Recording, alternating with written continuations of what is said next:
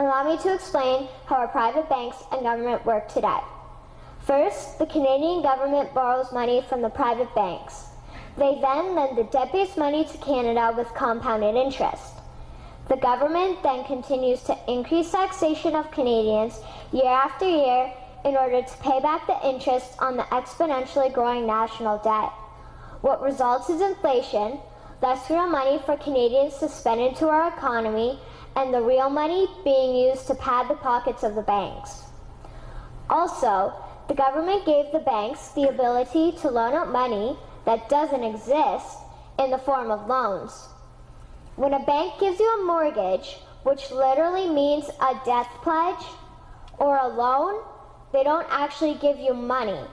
They click a key on a computer and generate the fake money out of thin air.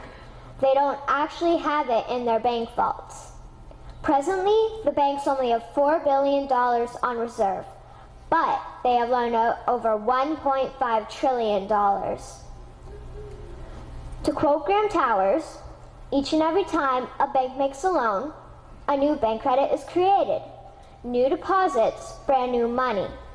Broadly speaking, all new money comes out of a bank in the form of loans. As loans are debt, then under the present system, all money is debt. What I find interesting is even Jesus, in Matthew 21, drove out the money changers in the temple because they were manipulating the currency to steal money from the people. The private banks are just like the money changers in Matthew 21. They are defrauding and robbing the people of Canada, thus their freedom, and they need to be stopped.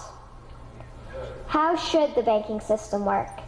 In an infamous interview, Mr. McGeer asked Mr. Towers, "Can you tell me why a government with power to create money should give that power away to a private monopoly and then borrow that which Parliament can create itself back at interest to the point of national bankruptcy?" Mr. Towers replied, "If Parliament wants to change the form of operating the banking system, then certainly that is within the powers of Parliament. In other words, if the Canadian government needs money, they can borrow it directly from the Bank of Canada. The people would then pay fair taxes to repay the Bank of Canada.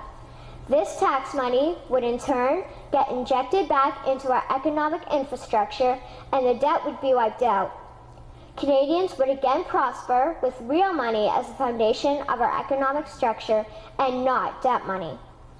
Regarding the debt money owed to the private banks, such as the Royal Bank, we would simply have the Bank of Canada print the money owing, hand it over to the private banks, and then clear the debt with the Bank of Canada.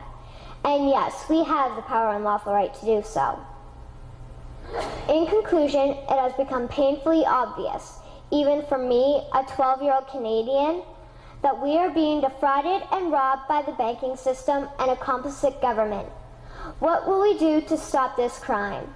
What will we do to ensure that the next generation will live free and clear of the debt-based economy that enslaves them to the banks? Margaret Mead said the following, and I hope that all of you remember this. "Never doubt that a small group of people can change the world. Indeed, it is the only thing that ever has." Thank you.